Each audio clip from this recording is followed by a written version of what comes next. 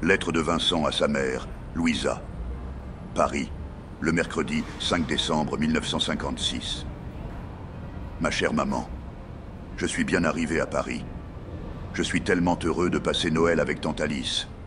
Tu m'as souvent parlé d'elle. Elle ressemble beaucoup à grand-père. On ne peut nier qu'ils sont frères et sœurs. La maison est ancienne, mais elle est très confortable. Tante Alice m'a préparé des crêpes. Elles sont presque aussi bonnes que les tiennes. Je me demande comment elle arrive à se débrouiller seule dans cette grande maison. À 75 ans, ça tient du miracle. Elle est encore pleine d'énergie et parle pour deux. Elle se coupe en quatre pour moi, ça en devient gênant. La journée a été très agréable et ma tante m'a raconté comment tu étais quand tu étais enfant. Une vraie peste apparemment. Je plaisante. Elle m'a raconté la fois où tu t'es enfui alors que tu n'avais que 7 ans pour aller voir les chevaux galopant dans une pâture à quelques kilomètres de là. Grand-père et grand-mère devenaient fous et interrogeaient les voisins pour savoir s'ils t'avaient vu. Finalement, c'était Hector, le fermier, qui t'avait recueilli et t'avait reconduite à tes parents. Tu étais une sacrée aventurière, je l'ignorais. Tante Alice m'a présenté la maison, très spacieuse, vieillotte, mais pratique et, comme je te l'ai dit, confortable. Nous dînons à 19h précises. J'ai rangé mes affaires et mes vêtements. J'occupe la chambre de ton cousin Gérard, qu'apparemment tu ne pouvais supporter. Tante Alice a dit que ça lui faisait plaisir, ça lui donnait un peu l'impression de voir à nouveau son Gérard. Aujourd'hui, il aurait eu ton âge, il paraît, 52 ans. Tout est resté pareil dans sa chambre. Il y a des posters de Georges Carpentier partout. J'ignorais que c'était son idole. Je n'ai jamais aimé la boxe, tu le sais, mais je ferai avec. Je ne vais pas changer la décoration de cette chambre. Ça serait irrespectueux de ma part. Je t'aime, maman. J'espère que tu recevras cette lettre rapidement afin que tu ne sois pas inquiété. Dieu veille sur toi et papa. Vincent. Avignon. Le mardi 11 décembre 1956. Mon cher fils, j'espère que ton séjour chez tante Alice se déroule bien et que la fête de Noël, en sa présence, n'a pas été trop soporifique. Ta tante est parfois lunatique, maniaque et curieuse, mais elle a un bon fond. Tu peux lui faire confiance. Elle va t'apprendre tout ce qu'il faut pour que tu sois prêt à affronter Paris et réaliser ton rêve. Ton père ne croit pas à ta réussite. Pour ma part, je sais que tu vas y arriver. Photographe est un beau métier, et prometteur qui plus est. Ton nouvel appareil photo fera ton bonheur dans la magnifique ville de Paris. Cette ville regorge de trésors plus spectaculaires les uns que les autres. La nuit, les spectacles et la vie sont extraordinaires. Profite de ton séjour chez tante Alice et fais en sorte qu'elle ne manque de rien. Je parle bien sûr de son confort. Elle peut parfois être insupportable, mais la plupart du temps, c'est quelqu'un de très gentil. Quant à mon cousin Gérard, c'est vrai qu'il était insupportable. Mais quand il a disparu, ça a changé mes sentiments pour lui. Au fond, je l'aimais bien. J'ai longtemps pleuré sa disparition. Je t'en ai déjà parlé quand tu étais enfant. Mais tu peux savoir la vérité aujourd'hui. Sa disparition est plus que douteuse. L'enquête de police n'a jamais rien révélé, mais certains parlent de meurtre. On n'a jamais retrouvé son corps, ni aucune trace suspecte qui aurait pu conduire à cette conclusion. C'est cette lettre anonyme qui a mis le doute, celle que mes parents avaient reçue à l'époque. Il était écrit à l'aide de lettres découpées dans un journal et collées sur une feuille blanche. Je sais ce qu'elle a fait. Tante Alice a été très affectée par cette lettre. À l'époque, son couple battait déjà de l'aile, mais la disparition de son fils unique a précipité le divorce. Jean en voulait à Alice pour la disparition de leur fils, et Alice lui renvoyait cette haine multipliée par 10. Il y a déjà de cela 40 ans maintenant. Vincent, sois prudent, fais attention à toi, et donne-moi de tes nouvelles dès que tu en ressens le besoin. Te savoir heureux est très important pour nous. Ta sœur me demande souvent de tes nouvelles. Je me souviens que mon cousin Gérard avait une cachette secrète dans sa chambre où il cachait toutes sortes de trésors. Il avait accepté de me révéler son emplacement il y a de cela tellement longtemps. Ça se trouvait sous la 5e planche du parquet en partant du placard du fond. Mais je doute qu'il s'y trouve encore, quoi que ce soit. Maman. Paris, le mardi 18 décembre 1956. Maman, sachez que tout va bien. J'aide tante Alice. Son prénom ne rime pas avec caprice pour rien. Mais c'est une dame âgée et elle m'héberge et me nourrit. C'est un bien piètre sacrifice que de la supporter par rapport aux avantages que cela me procure. J'ai rendez-vous avec un journal local pour me présenter en tant que photographe. Je prie que ce jour soit un jour béni. Si je décoche ce travail, je pourrai aider tante Alice et acheter du matériel supplémentaire pour mon appareil photo. C'est peut-être le début d'une belle carrière, mais comme papa a coutume de dire, ne vendons pas la peau de l'ours avant de l'avoir tué. L'autre soir, alors que nous étions devant le poste radio à écouter de vieilles chansons, j'ai voulu parler à tante Alice de Gérard. Je n'oublierai jamais le regard qu'elle m'a lancé. J'ai cru que j'allais être pétrifié sur place. Elle n'a rien répondu et s'est refermée sur elle-même. Elle n'a plus ouvert la bouche de toute la soirée. J'ai tenté de m'excuser si j'avais été maladroit, mais elle n'a rien voulu entendre. À l'heure où je t'écris, elle ne m'a toujours pas adressé la parole. J'espère vraiment que ça va s'arranger. J'ai l'art de tout gâcher, je tenterai de lui parler demain matin en lui préparant un bon café. Tu sais, c'est bizarre. J'ai regardé sous la 5e planche du parquet de la chambre de Gérard. Comment tu peux te souvenir de ce détail? Par contre, tu avais tort sur un point. Il y avait bien quelque chose sous la planche. Elle n'a pas été facile à extraire du plancher, mais j'ai réussi. C'est dingue ce qu'un cadenas, aussi ancien soit-il, peut résister. Évidemment, il n'y a pas de clé. Demain, j'essaierai d'ouvrir la grosse boîte en fer d'une autre manière. Je vous aime tous les trois, vous me manquez beaucoup. Vincent. Paris, le mercredi 19 décembre 1956. Maman, je n'attends pas une réponse de ta part pour t'envoyer ce courrier. Il y a des choses importantes que tu dois savoir. Ce matin, j'avais l'intention de préparer le déjeuner de tante Alice avant d'aller me présenter au journal, mais elle m'avait pris de court. Elle arborait un large sourire et m'avait servi le café et elle avait fait une tarte aux pommes. C'est comme s'il ne s'était rien passé la veille. Tant mieux, je ne cherche pas à la comprendre. À son âge, tout est possible. Je trouve quand même sa réaction de la veille mystérieuse. J'ai des bonnes nouvelles quant à l'emploi que je convoite. Il souhaite me revoir vendredi pour un dernier entretien. C'est bon signe. J'espère que mes prières ont été entendues. Mais si je t'écris, c'est parce que j'ai fait une découverte. Tu te souviens de la boîte métallique trouvée sous la latte du plancher? Eh bien, j'ai réussi à l'ouvrir. J'ignore ce que ton cousin avait l'habitude de cacher comme trésor quand vous étiez encore enfant, mais ce que renfermait cette boîte n'a rien d'un trésor. C'est un carnet, dans lequel sont renfermés des secrets qui, j'espère, sont tirés de son imagination et ne reflètent pas la vérité. Il n'a rempli que quelques pages, alors je vais te les retranscrire. D'après ses écrits, il a 12 ans quand il écrit ces lignes. Mon cher journal, aujourd'hui, maman m'a puni parce que j'avais oublié de nourrir les poissons. J'ai dû rester toute la nuit dans la cave, elle m'a enfermé à clé. Je n'ai pas dormi de la nuit. J'entendais des bruits dans tous les coins. Sans doute des rats.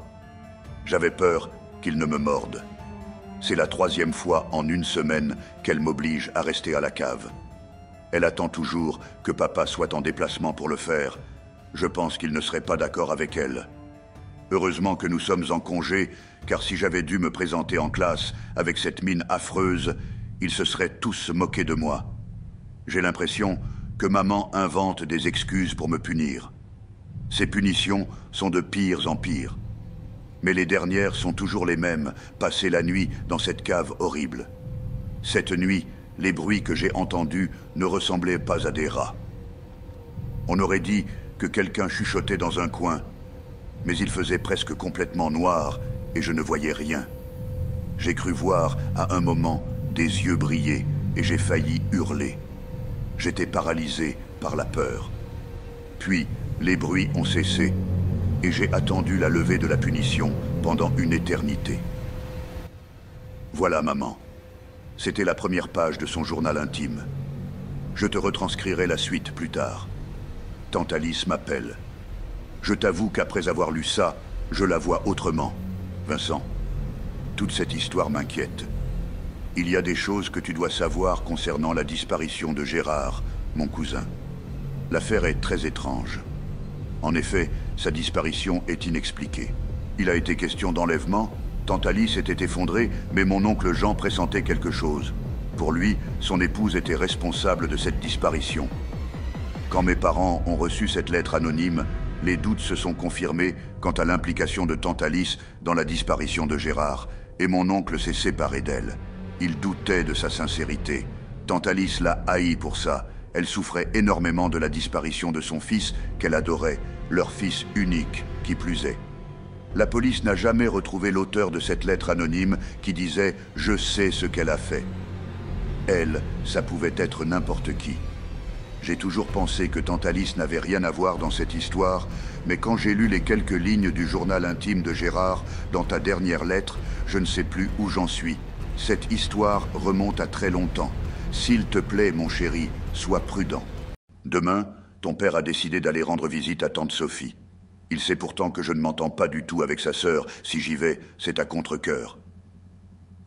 Pour en revenir au journal intime de Gérard, je suis très étonné qu'il en ait tenu un. Ça ne lui ressemblait pas du tout. Il détestait lire et écrire. Il devait être dans un état émotionnel bien difficile pour ressentir le besoin de livrer ses secrets dans un journal. Le pauvre, quand j'y pense. Je me demande vraiment ce qui lui est arrivé. La dernière fois qu'on l'aurait vu, d'après oncle Jean, c'était devant la porte de la cave. Il la regardait sans cesse, comme s'il redoutait quelque chose. Ensuite, oncle Jean lui a demandé si tout allait bien, puis est sorti ferrer son cheval et n'a plus jamais revu son fils. À bientôt, mon cher fils. On pense fort à toi. Prends soin de toi. Maman. Maman, je vous souhaite un joyeux Noël. J'espère que ça s'est bien passé. Pour ma part, je dois dire que sans vous, c'était triste et monotone. Non pas que la présence de tante Alice fût triste, mais c'est la première fois que je passe Noël sans vous. Il y a des choses importantes que tu dois savoir, maman.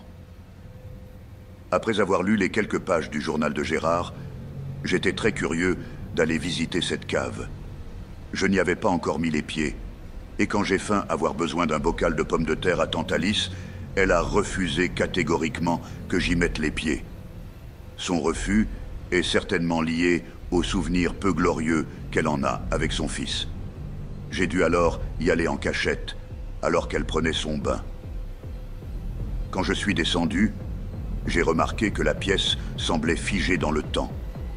J'ai déjà vu des endroits sordides, lugubres, mais cette cave cache un secret terrible qu'il me faut élucider. Les murs sont peut-être témoins de ce qui s'est passé le jour de la disparition de Gérard. Il me faut mener une enquête discrète, je pourrais découvrir quelque chose de déterminant.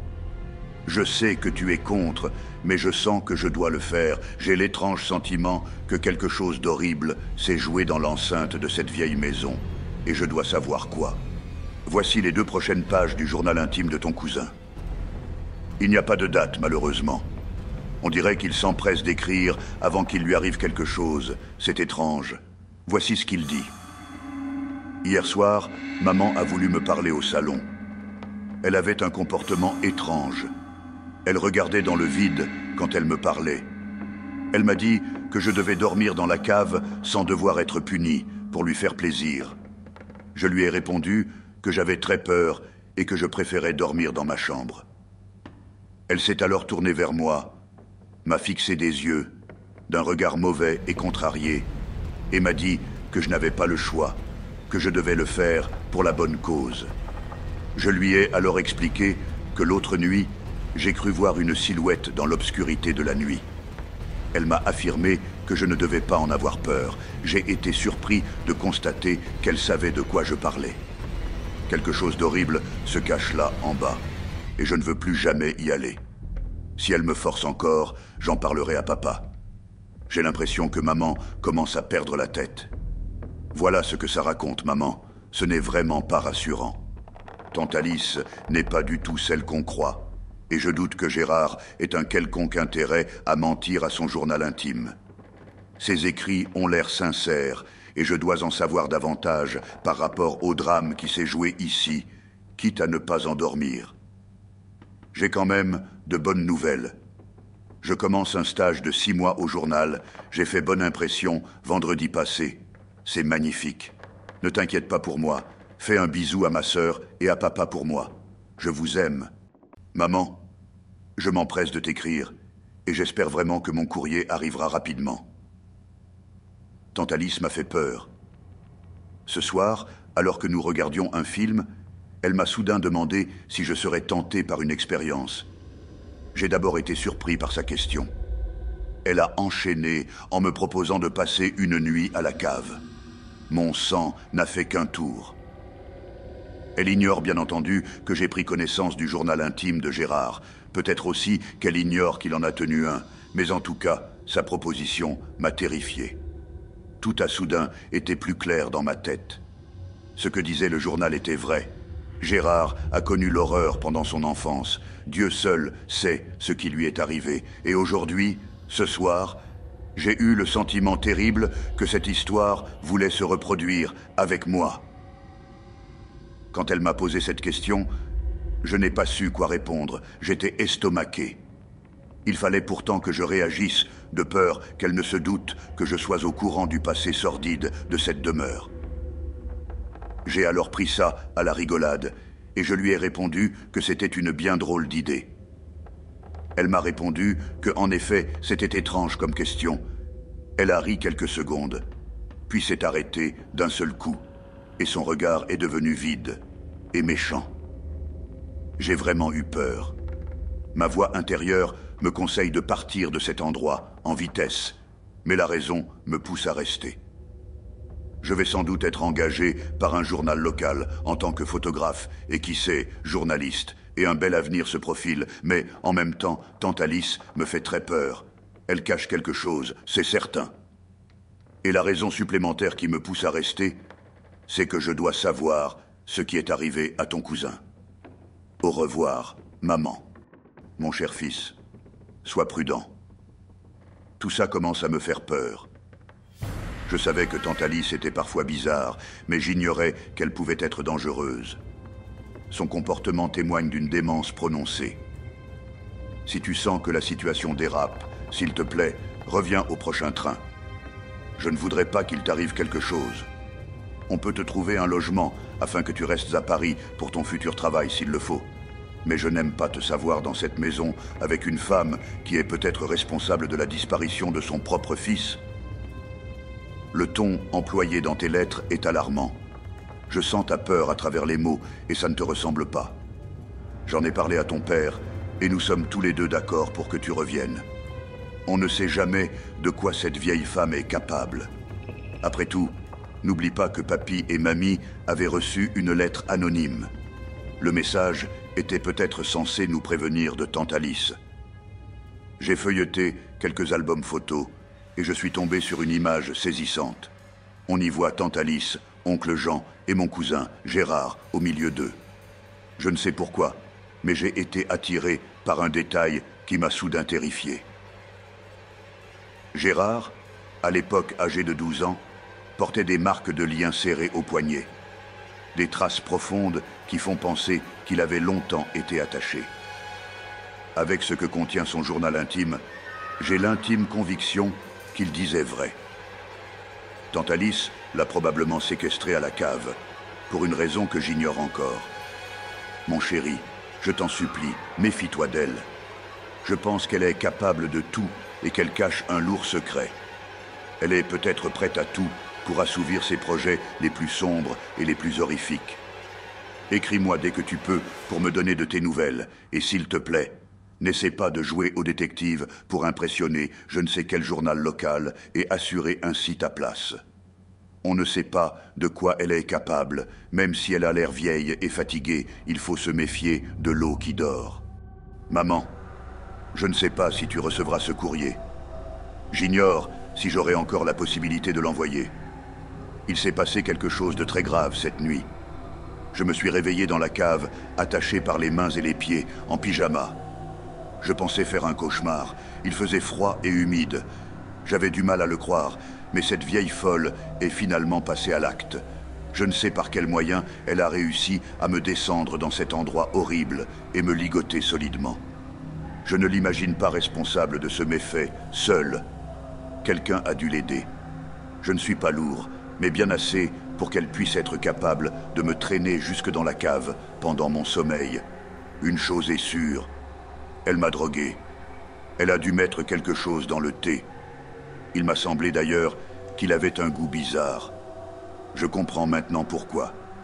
Par miracle, j'ai réussi à défaire mes liens, non sans mal. J'ai réussi à m'enfuir de la maison, en pleine nuit, en pyjama. Je me suis réfugié dans une taverne. L'aubergiste m'a cordialement servi un verre dès qu'il a vu mon état de panique. J'ignore encore ce qu'elle comptait faire avec moi, mais une chose est sûre, je ne suis plus en sécurité. Et j'ai une vague idée de ce qui est arrivé à ton cousin Gérard.